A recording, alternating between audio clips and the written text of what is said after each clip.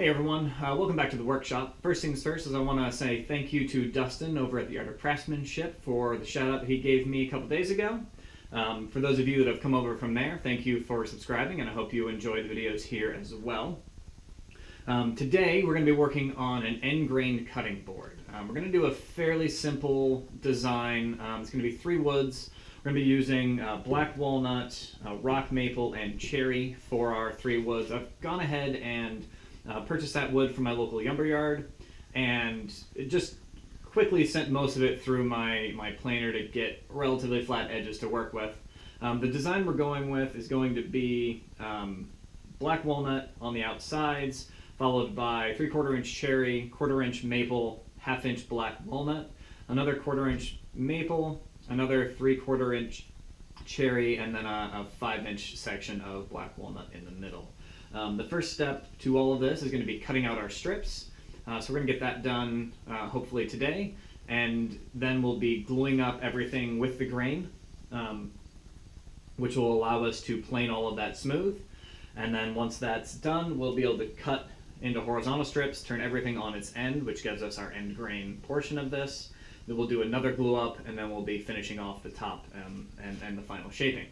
Hopefully we'll get that done here in the next couple of days. So thank you for joining. If you haven't already, subscribe and like below, and we'll go ahead and get started. Thanks. So now that we have all of our strips cut and we did our initial design layout, we are taking each of those strips and running them through our planer to make sure they are as flat as possible leading up to the initial glue up.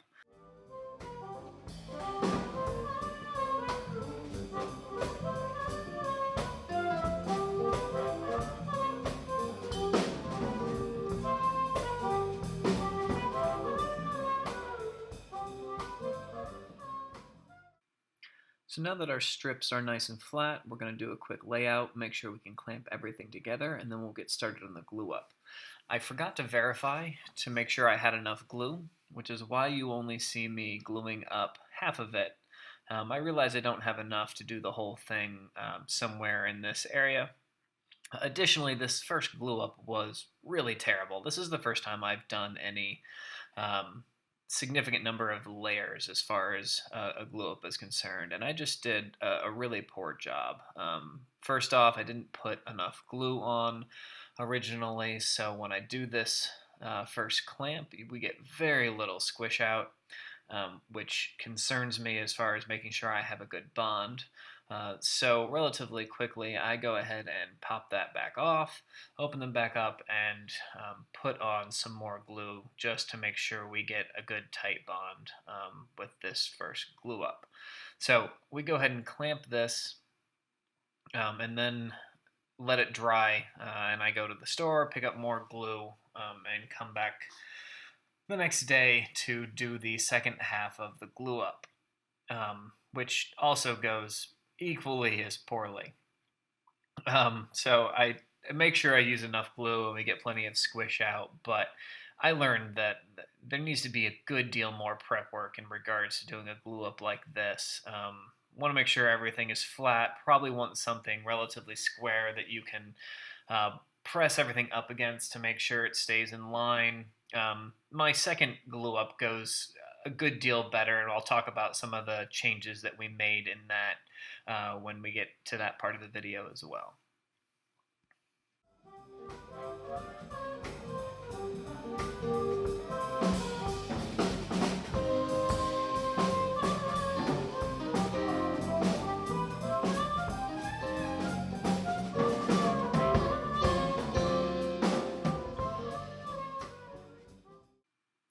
So here are the results of that atrocious glue up. I'm pretty sure we had up to 1/4 inch of difference in some of the depth of these things. So we go ahead and take it over to the planer, and we're going to spend some time here just making sure both of these sides are perfectly flat, because our next step is going to be cutting this into strips, turning them on their ends, and gluing them together. So we need both of these to be flat, and then we'll go ahead and proceed with the next step.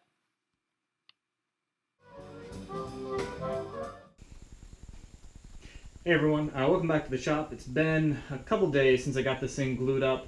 We got the clamps removed, and then we went ahead and planed both sides smooth. Now we are trimming off the ends to make sure it's nice and square.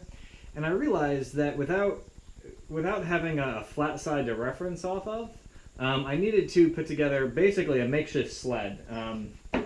Now I know a lot of you probably already have a table saw sled. This is not my table saw.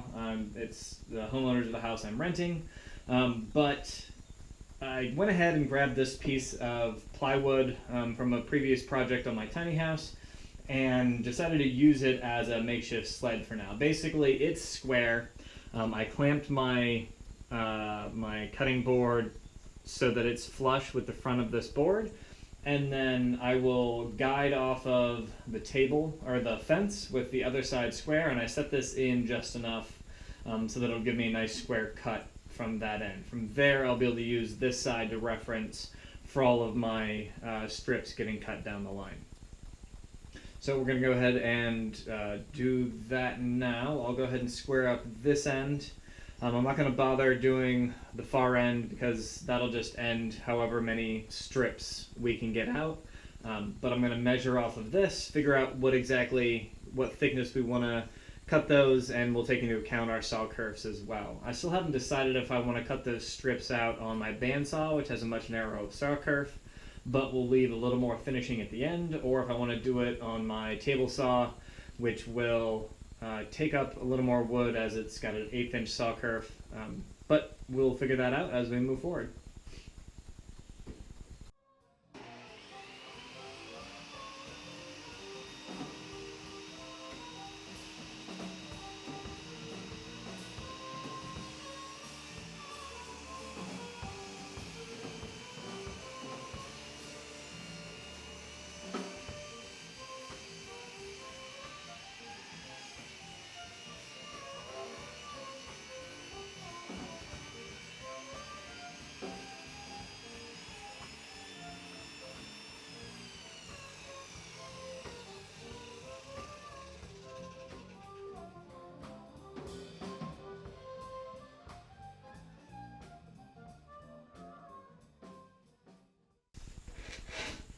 Yep, so that did a good job squaring up this side. Which you can see here, which will, like I said, give us kind of a reference point to make all of our cuts off of. All right, so I did some math, and with a saw curve of 1/8 of an inch and 23 3/4 of an inch to my line, and I want to keep the thicknesses of my strips about equal to the thickness of the board itself, and the board is 1 3/4 inches thick. So I decided the way the math works out is with using the table saw blade, if I cut my strips at 1 inch and 13/16, which is a 1/16 under 3/4, I will, 11/16. I will have just enough with an 1/8 inch saw curve to get my 13 cuts in to get 13 different strips, and that will allow us a fairly decent sized cutting board and utilize as much of the board as we can get. So I'm going to go ahead and set up my makeshift sled and the fence to get these strips cut, and we'll get started on that. All right, so what I've done is I set up my makeshift sled where it rides against the fence over here, which keeps it straight. Went ahead and just cut a guideline there that gives me the center place. I then measured off of that cut to the distance I wanted the cuts to be. I put a stop block there, and then I put a stop block in the back, since a back fence is kind of what I'm missing from a sled with this makeshift fence. So we're going to go ahead and do that. So right now, as everything sits, I'm flush at the front, flush and square at the front. I'll be square against the fence, and that'll give me both a stop block here and a stop block back here to press against, which should give me nice square cuts across. Yes, I have a screw in the back of this one, which will prohibit me from cutting all the way through, but that's fine. That'll still give me the distance that I need to get the pieces cut, and then I can go ahead and pull them out, slide the board over, and do the next one. All right, so I'm going to go ahead and get some PPE on, respirator, earmuffs, etc., and then we'll get started.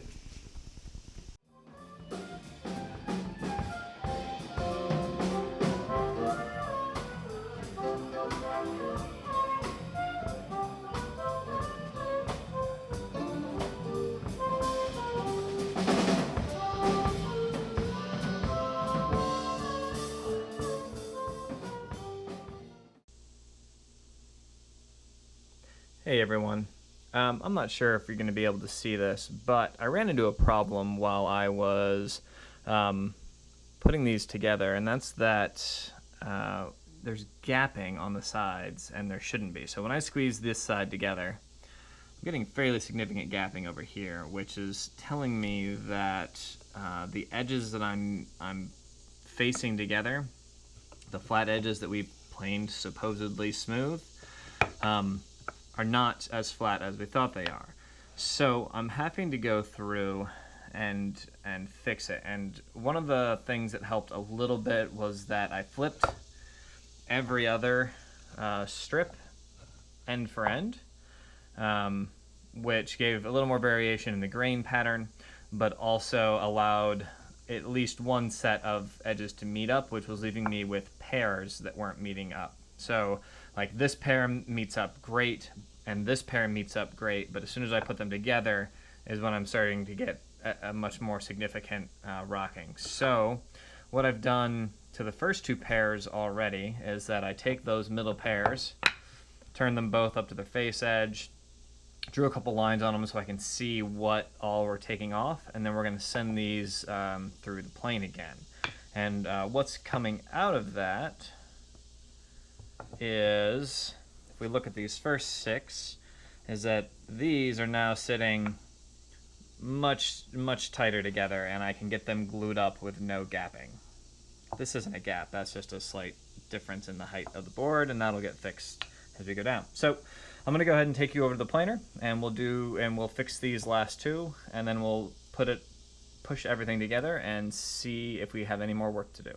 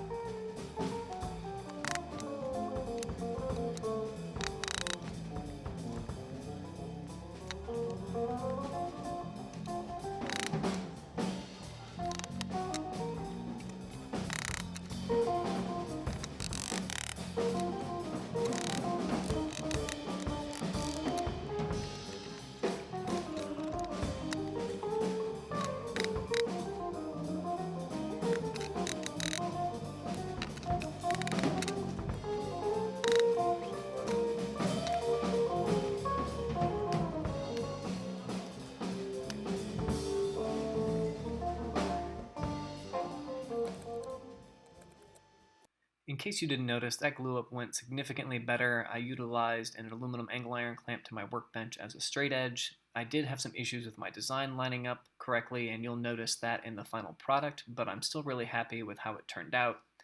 One of the big things that a lot of people face is that to get this phase flat, you should really use a big drum sander to do it, and I don't have one. So I replaced my planer blades, so I'm using very sharp blades, and I take the thinnest of cuts off per time. This worked pretty well. I did get a good deal of tear out on one end, and so I just kept it on the same end throughout the entire process.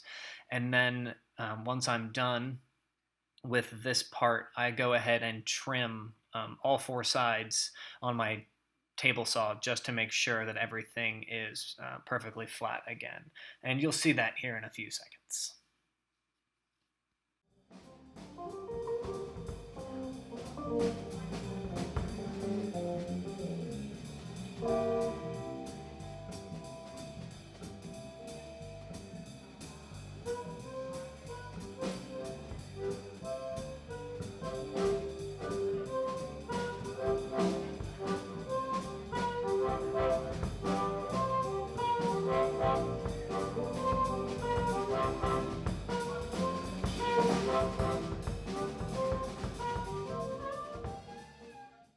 So the way I routed out the juice catcher for the cutting board is that I measured from the center of my bit the spacing that I wanted as far as the location, and then I cut strips of wood that were the exact width that I needed for that spacing, put those between my cutting board and my stop blocks, and then went ahead and just routed it around.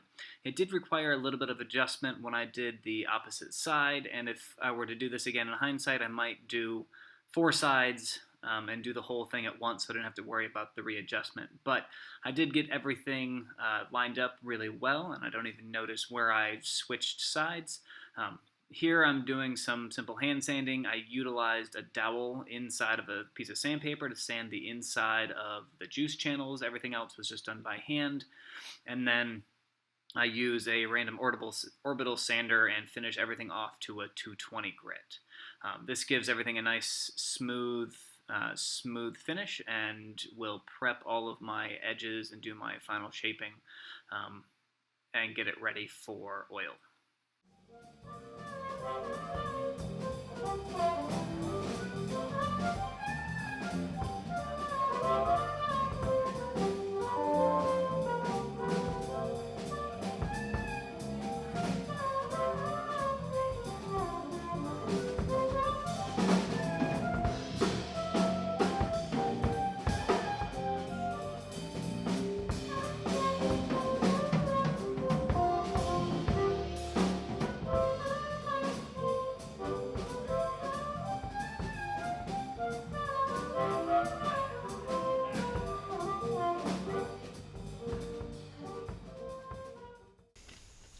All right, so today we are doing the last couple steps. Yesterday we got the routing and the sanding done. Today we are going to put some rubber anti-skid pads on the bottom that are screw-in low-profile feet. I bought these for a couple of bucks at Home Depot. And then we are going to be doing my favorite part of any woodworking project, which is adding the oil. We are going to be using a mineral oil, which I'll show exactly what I have for it once we get there. But our first step for now is going to be marking and pre-drilling holes so that we can screw these rubber feet on. Directions are on the back of the package. It's just a 1/16 inch bit that is going to be drilled 7/8 of an inch deep.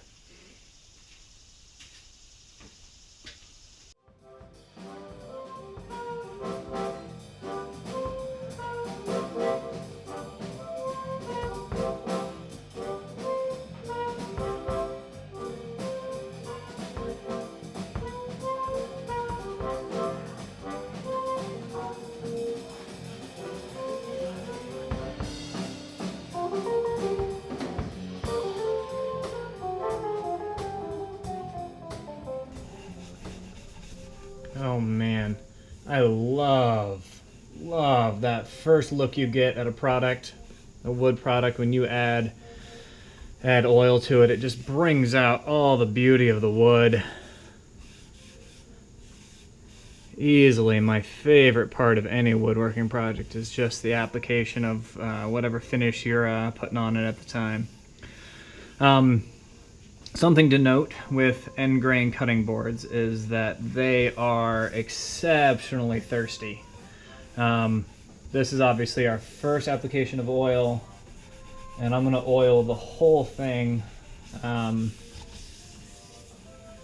Right now I'm just making sure I'm getting a good coating on the top. And you can just watch it soaking right in. There's already parts where it looks like it's fairly dry and needs more. So what you're going to want to do, particularly in the first couple of days after you finish your cutting board, is continue to apply oil. In the first day or so, you can probably get away with several coats of oil over the whole thing. Obviously, the top is a more significant concern than the bottom because that's what will be used. Additionally, and this is something that my wife and I did on our previous cutting board that worked really well, we don't put them in the dishwasher. We hand wash them, and then every time after we're done hand washing it, we would go ahead and oil it. At the time we were using vegetable oil. To be perfectly honest, you're better off getting something that won't go rancid, like this mineral oil that I'm using here. This is what I'll be using on this one moving forward as well, as far as our regular daily care is concerned. But just look at the beauty of that wood.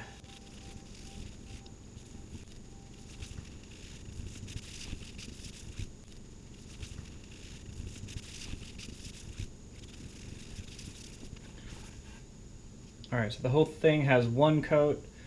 Right now we're going to go ahead and put another coat on the top. And this one should, at least at this stage, pull up a little more and not soak in quite as fast as the other one did. And that's definitely what we're seeing. We're getting a little more coverage out of the amount of oil. We can still watch it soak in at certain parts, probably ones that didn't quite get as much the first time around. Well, good to know that that juice catcher is working well. I suppose that part of the cutting board will be nice and oiled as it just collects the oil in it as well. And don't worry about anything that's dribbling out over the sides.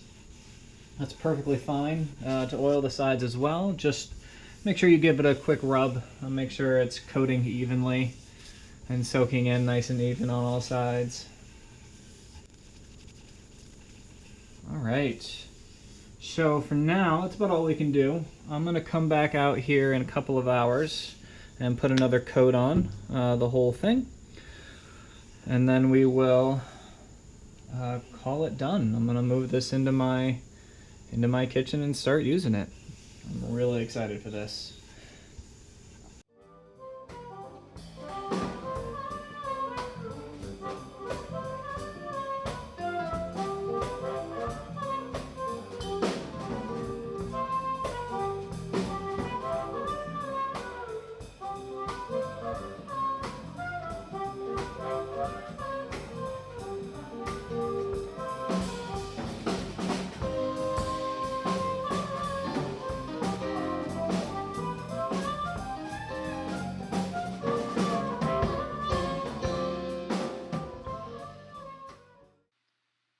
Hey everyone, welcome back. One of the last things I wanted to talk about before we kind of wrap up this end grain cutting board video is the misalignment in some of my pattern pieces after our final glue up. The main thing that people have done to alleviate that is to only put the design on one half of their cutting board. That way when they flip every other strip end for end, it doesn't have to line up perfectly to visually travel the entire length of the cutting board. I just kind of wanted to give a little detail on that for anybody that wants to try this and not have some of the same issues I did. I do want to say thank you to Dustin again over at the Art of Craftsmanship for the shout out he gave me a couple of weeks ago. If you haven't already, please head over to his channel and like and subscribe there as well. He and his brother create some beautiful videos and some great projects. Also, if you haven't already, please hit like and subscribe below and let me know what you think in the comments. Thank you for watching, and hopefully you'll join us on some future videos.